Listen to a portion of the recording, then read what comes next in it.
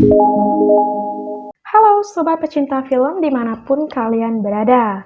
Untuk kalian yang penasaran dengan alur cerita film viral, entah di TikTok ataupun dimanapun, maka kalian berada di channel yang tepat.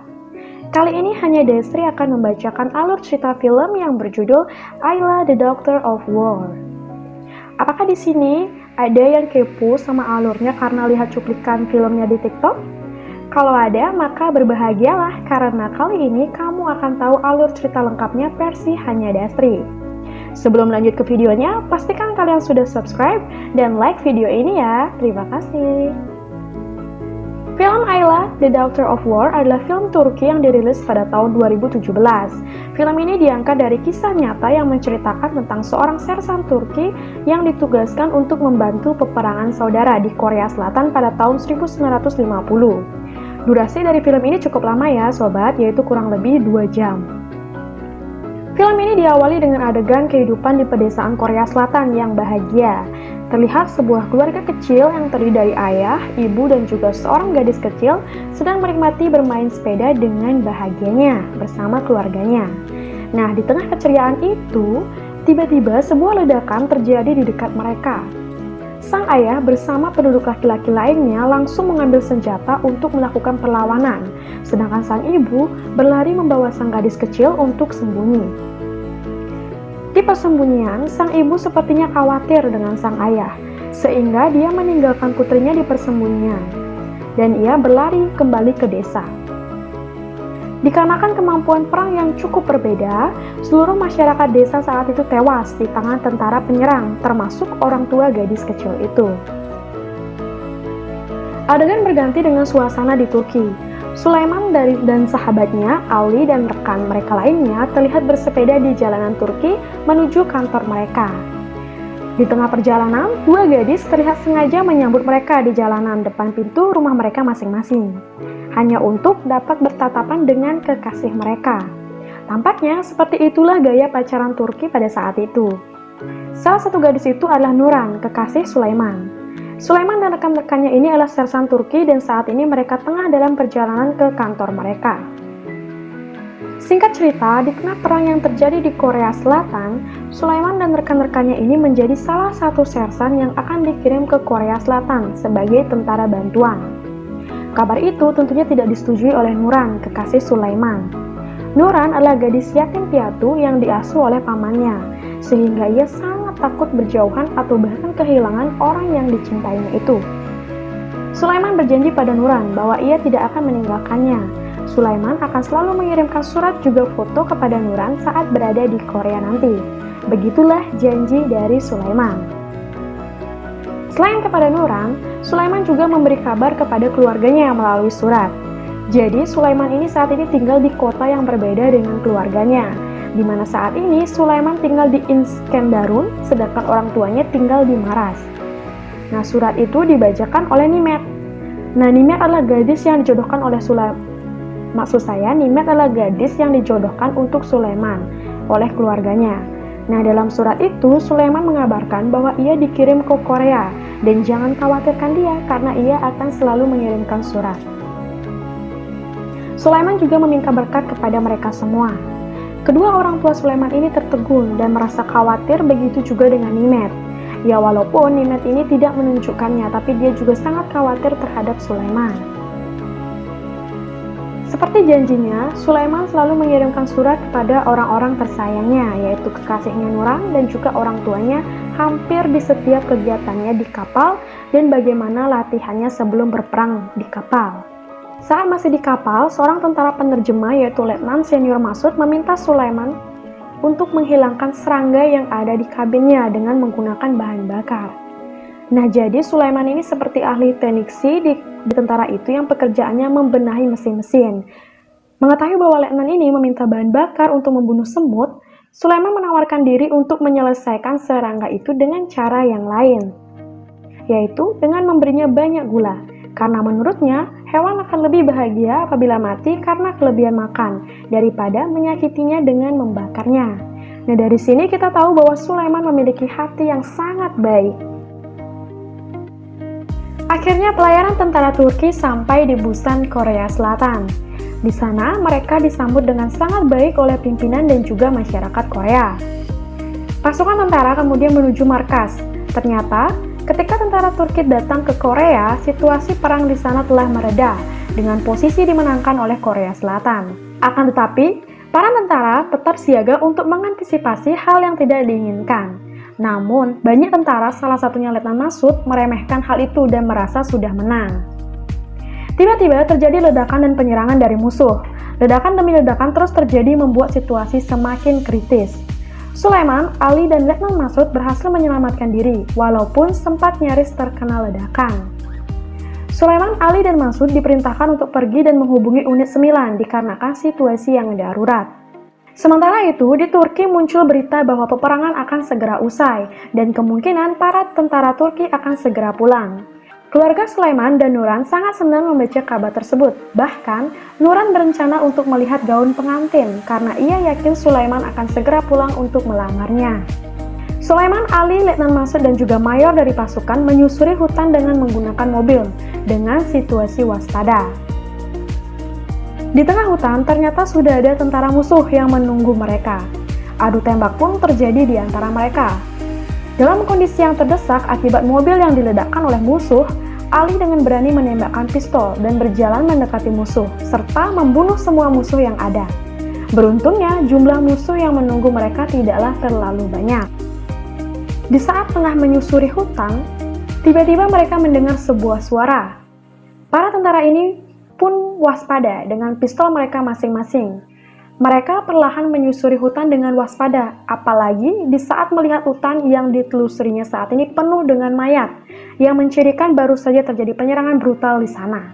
Di tengah ketakutan dan juga kewaspadaan itu, Sulaiman menawarkan diri untuk melihat apa yang ada di depan mereka. Perlahan Sulaiman melangkah mencari suara apa gerangan yang mereka dengar. Perlahan, Sulaiman mendekati sumber suara dan menemukan bahwa sumber suara itu adalah seorang gadis kecil berusia kurang lebih 4 tahun yang tengah ketakutan sambil menggenggam tangan ibunya yang sudah meninggal. Dengan halus dan perlahan, Sulaiman mengulurkan tangannya pada anak itu. Meskipun ketakutan, nampaknya anak itu percaya pada Sulaiman, lalu menerima uluran tangannya. Sulaiman lalu menggendong anak itu dan membawanya pergi. Sulaiman membawa anak itu ke dalam rombongannya. Pasukan tentara lainnya merasa lega karena suara yang mereka dengar bukanlah suara dari musuh. Kemudian mereka melanjutkan perjalanan dan memutuskan untuk membawa anak itu bersama mereka. Para tentara ini akhirnya sampai di markas besar Korps Hungning. Semua pimpinan tentara sibuk mengatasi permasalahan yang sedang terjadi, sehingga belum bisa membahas terkait anak yang ditemukan Sulaiman. Karenanya, anak itu sementara diizinkan bersama Sulaiman, Ali, dan juga rekan-rekan lainnya. Sulaiman dan rekan-rekannya terlihat sangat sayang dan khawatir akan kondisi anak tersebut.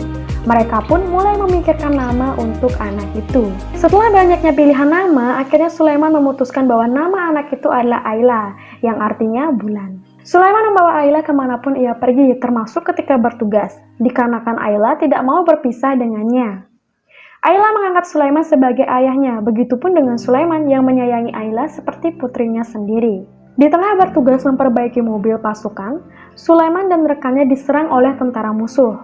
Saat itu, Sulaiman mengerahkan segala kemampuannya untuk melindungi Ayla, meskipun akhirnya ia mendapat luka tusukan parah dari musuh yang mengakibatkannya koma. Beberapa waktu pun berlalu. Di tempat perawatan, akhirnya Sulaiman sadar. Hal itu disambut gembira oleh rekan-rekannya yang sangat mengkhawatirkannya, dan juga Ayla yang menunggunya dengan setia di sampingnya. Hubungan mereka pun menjadi sangat dekat sejak itu. Di sisi lain, para pimpinan sedang membicarakan terkait kondisi perang saat itu, di mana pihak musuh yaitu Korea Utara telah mendapat bantuan dari pihak Cina yang mengakibatkan situasi yang rumit. Selain itu, jumlah anak yatim akibat perang semakin meningkat, sehingga mereka merencanakan membangun sekolah untuk anak yatim tersebut dengan bekerja sama dengan pihak Turki. Mayor tentara Turki menjelaskan bahwa situasi perang sangatlah rumit, sehingga Sulaiman tidak bisa membawa Ayla terus-menerus. Mayor meminta Sulaiman untuk tidak terlalu dekat dengan Ayla dan segera menyerahkannya pada pihak Korea. Sebelum itu terjadi, maka Ayla akan dijaga oleh Sersan Sadat. Sementara, Sulaiman dan rekan-rekannya yang terlibat perang di Kunuri akan menghadiri acara penghargaan pemberian medali kepada tentara yang telah berjuang dan berkorban saat itu. Sulaiman dan rekan-rekannya memperoleh penghargaan dari pihak Korea Selatan atas kesetiaan dan keberanian mereka menghadapi musuh. Tepat saat penghargaan diberikan, Ayla ternyata ada di sana juga. Sebelumnya, Sulaiman meminta Ayla untuk tetap di markas bersama Sersan Sadak. Akan tetapi, siapa sangka Ayla bersembunyi di mobil pasukan dan ikut bersama Sulaiman. Sulaiman yang mengetahui kehadiran Ayla lalu menggendongnya di tengah sesi penghargaan sambil memberikan hormat kepada pihak Korea Selatan. Sulaiman mengirimkan kabar kepada keluarganya dan juga Nuran. Selain surat, Sulaiman juga memberikan fotonya dan juga Ayla sambil menceritakan tentang Ayla. Berbeda dengan keluarga Sulaiman dan juga Nimet yang bahagia akan kabar itu, tetapi Nuran malah menjadi khawatir terhadap keberadaan Ayla. Karena di tengah perang itu, Sulaiman bahkan sempat nyaris mati karena Ayla. Hari demi hari pun berlalu. Ayla dan Sulaiman tak terpisahkan, mereka selalu bersama kapanpun dan dimanapun. Saat bermain, makan, bahkan di saat Sulaiman latihan perang. Keduanya sangat dekat dan banyak mengukir kisah yang manis antara ayah dan juga anak setiap harinya. Pada suatu hari, di saat latihan kemiliteran, tiba-tiba Ayla bersuara dan menirukan gerakan baris berbaris yang biasa tentara lakukan. Momen ini adalah pertama kalinya Ayla berbicara sejak ia ditemukan, di mana berbulan-bulan lamanya Ayla tidak pernah berbicara, bahkan kepada Sulaiman sekalipun. Hal itu tentunya membuat semua tentara yang menyayangi Ayla merasa terharu dan juga bahagia. Semenjak hari itu, Sulaiman mulai mengajari Ayla bahasa Turki dan juga menulis. Ayla mulai mengerti bahasa dan menyebut Sulaiman sebagai Papa. Hubungan keduanya menjadi semakin dekat satu sama lainnya sekarang. Di hari libur, Ali, Sulaiman, dan Letnan Masud mengajak Ayla jalan-jalan di Tokyo. Mereka menghabiskan waktu untuk bermain, berbelanja, makan di restoran sushi, dan juga berfoto menghabiskan waktu di hari itu. Mereka sangat bahagia. Keesokan harinya mereka kembali ke markas. Sesampainya di markas, secara rahasia Sadak memberitahu Sulaiman bahwa ia menemukan keluarga Ayla yang masih hidup. Meski tidak begitu yakin, Sulaiman memutuskan untuk datang ke alamat yang didapat oleh Sadak itu dan meminta Sadak untuk tidak memberitahu siapapun, termasuk juga Ali. Jadi Sulaiman itu datangnya sendirian. Ketika malam tiba, Sulaiman menuju alamat yang diberikan oleh Sadak. Namun ternyata alamat itu adalah jebakan dari musuh. Sulaiman dihajar dan dipaksa untuk mengatakan kekuatan pasukannya oleh musuh, di mana musuh mengancamnya dengan pistol. Sementara itu, Ali baru saja diberitahu oleh rekannya bahwa Sulaiman telah pergi. Ali langsung panik dan memarahi sekaligus memaksa Sadak memberitahukan kemana Sulaiman pergi. Saat itu, Sadak tidak hafal alamat tersebut, sehingga tidak bisa memberitahu Ali. Tiba-tiba Ayla datang dan mengatakan bahwa ia tahu alamatnya karena sempat membaca dari kertas yang diberikan Sadak kepada Sulaiman. Sadak lalu mengeluarkan motor tua yang ia sembunyikan lalu membawa Ayla dan Ali bersama mencari Sulaiman. Di saat yang tepat sebelum salah satu tentara musuh menembak kepala Sulaiman, Ali mendobrak pintu dan menodongkan pistol kepada musuh. Ali mengancam musuh dengan mengatakan ia membawa pasukan. Karena musuh hanya seorang diri, ia melepaskan Sulaiman dan waspada terhadap Ali. Dengan memanfaatkan situasi yang ada, Sulaiman dan Ali kabur dengan menggunakan motor yang dikendarai oleh Sadak. Sementara musuh berlari mengejar mereka sambil menembak. Berkat kehandalan Sadak dalam mengendarai motor, mereka sampai di markas dengan selamat. Di waktu yang sama, Mayor mencari Sulaiman dan Ali. Salah satu rekan Ali dan Sulaiman berbohong mengatakan bahwa mereka berdua tengah ada di toilet. Mayor pun mencari mereka ke toilet. Dan beruntungnya Sulaiman dan Ali keluar dari toilet di saat yang tepat. Tepat saat itu, Mayor memberitahukan kepada Ali bahwa artis idolanya yaitu Marilyn akan tampil lusa. Namun Ali memiliki tugas penting untuk dikerjakan saat itu.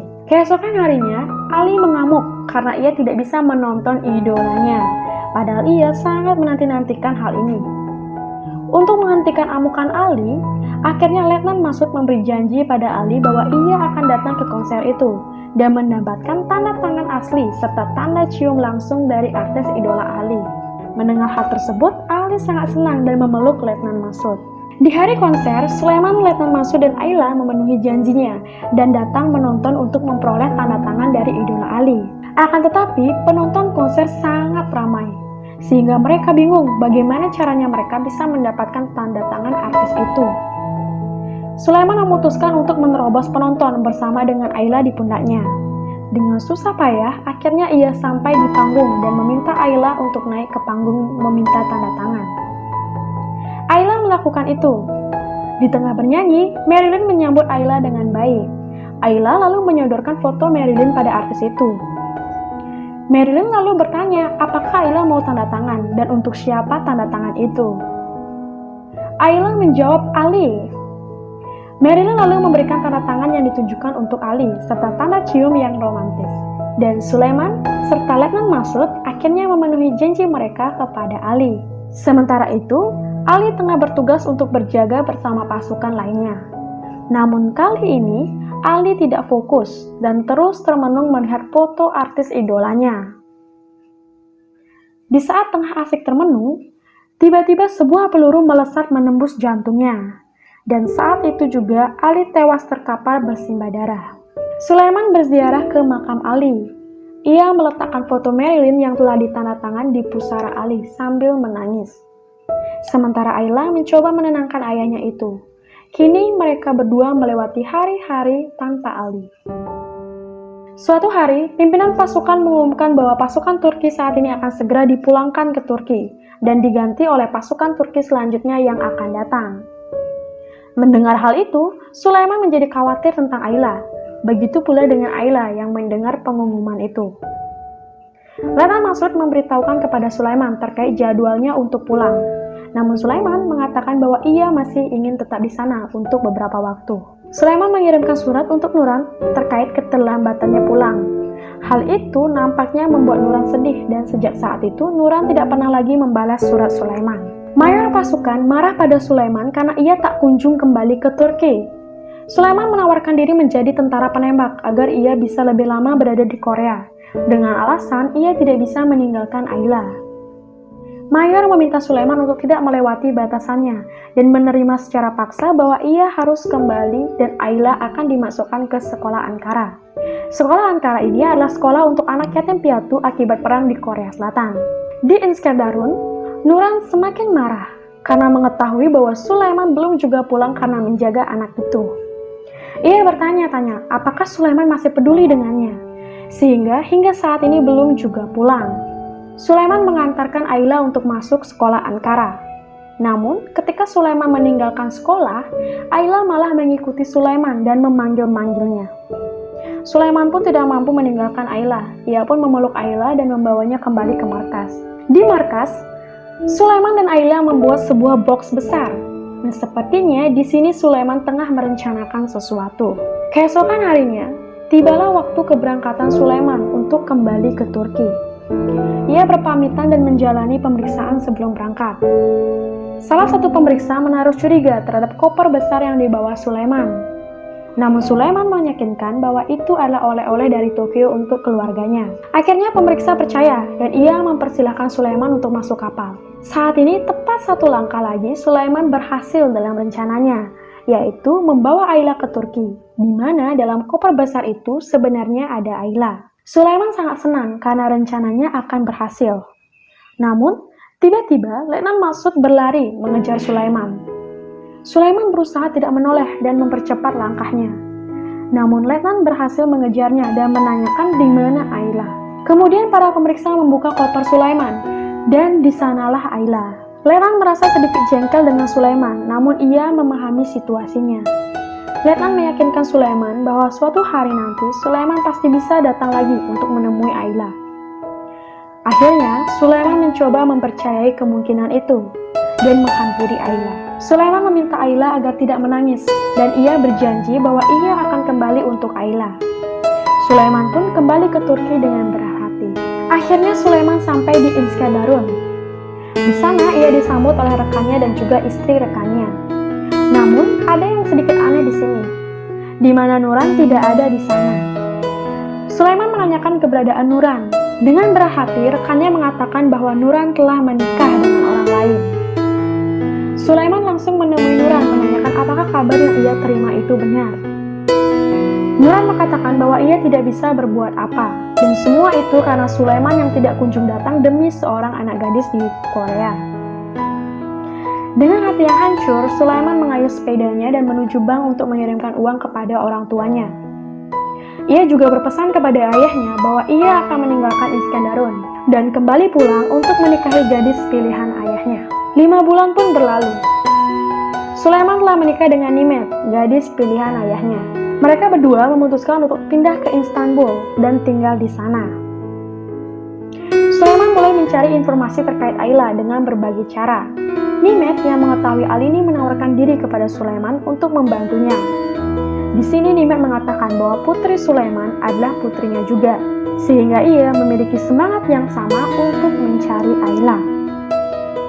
Nimet datang ke beberapa instansi untuk menanyakan dan mencari tahu tentang Ayla.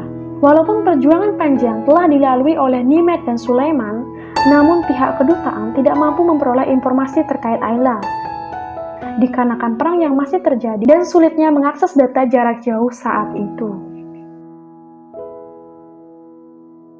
47 tahun pun berlalu, di mana kini Sulaiman dan Nimet telah berusia tua, namun mereka belum memiliki titik terang terhadap Ayla. Saat itu tepat tahun 1999 terjadi gempa cukup parah di kawasan tempat tinggal Sulaiman. Saat itu, masyarakat diarahkan untuk tidak ada di dalam rumah untuk menghindari gempa susulan. Namun Sulaiman nekat untuk masuk ke rumahnya dan membuat anak-anaknya khawatir. Sulaiman masuk ke dalam rumah untuk mengambil foto Ayla dan berjanji bahwa ia tidak akan mati sebelum sempat bertemu dengan Ayla. Menghadapi gempa bumi yang terjadi, pihak Korea datang membantu Turki. Banyak relawan dari Korea diliput media saat itu. Hal itu membuat Sulaiman terus menonton TV setiap harinya untuk memperhatikan barangkali Ayla datang ke Turki saat itu. Hingga tahun 2002, Sulaiman terus menonton TV, menghabiskan waktunya untuk melihat siaran Korea. Hal ini membuat anak-anak Sulaiman jengkel lantaran ayahnya tidak memperhatikan hal lainnya selain tontonan Koreanya. Di tahun 2002 ini, beberapa wartawan Korea datang ke Turki dalam rangka pembuatan film mengenang perang yang terjadi 6 tahun sebelumnya, yaitu persahabatan di antara kedua negara. Nah, mereka ini berencana untuk membantu Sulaiman untuk menemukan Ayla. Sejak saat itu, tim wartawan membantu dalam pencarian Ayla. Banyaknya catatan yang hilang dan tidak diketahuinya nama asli Ayla mempersulit pencarian saat itu. Hingga akhirnya, wartawan mulai menemukan titik terang, di mana mereka berhasil menemukan teman-teman Ayla di saat di sekolah yang masih mengingat Ayla. Namun, keberadaan dan kondisi Ayla belum diketahui. Karena khawatir dengan kondisi terburuk dari Ayla, putri Sulaiman merasa khawatir pada kondisi kesehatan Sulaiman, hingga ia meminta wartawan untuk menghentikan pencarian. Hal itu didengar oleh Sulaiman. Sulaiman mengerti kekhawatiran putrinya, namun ia berjanji ia tidak akan mati sebelum menepati janjinya. Akhirnya, pencarian bertahun-tahun membuahkan hasil. Wartawan berhasil menemukan keberadaan Ayla. Ayla berganti nama menjadi Kim Eun-ja dan ia hidup sebatang kara dengan menjadi pembantu di sekolah, dikarenakan suaminya meninggal muda. Wartawan memastikan kebenaran hal itu dengan mengunjungi Ayla secara langsung dan memastikan bahwa ia tidak melupakan Sulaiman. Dan ternyata Kim Eun-ja mengingat ayahnya itu dan langsung menangis ketika melihat fotonya bersama Sulaiman. Tepat September 2010, Sulaiman dan Nimet datang ke Korea untuk bertemu Ayla sesuai perjanjiannya bersama wartawan. Di Ankara Park, Seoul, akhirnya Ayla dan Sulaiman bertemu. Mereka pun berpelukan melepas rindu setelah apa yang mereka lalui selama ini. Nah, pada film ini juga ditampilkan tayangan sebenarnya bagaimana Ayla dan veteran Sersan Sulaiman yang asli bertemu di tempat tersebut pada tanggal 10 April 2010. Nah sobat, sekian alur cerita dari film Ayla The Doctor of War. Nah, semoga alur cerita kali ini cukup memberikan gambaran dan bisa dinikmati sobat di rumah semuanya ya. Thank you for watching dan see you di video alur cerita selanjutnya. Dadah!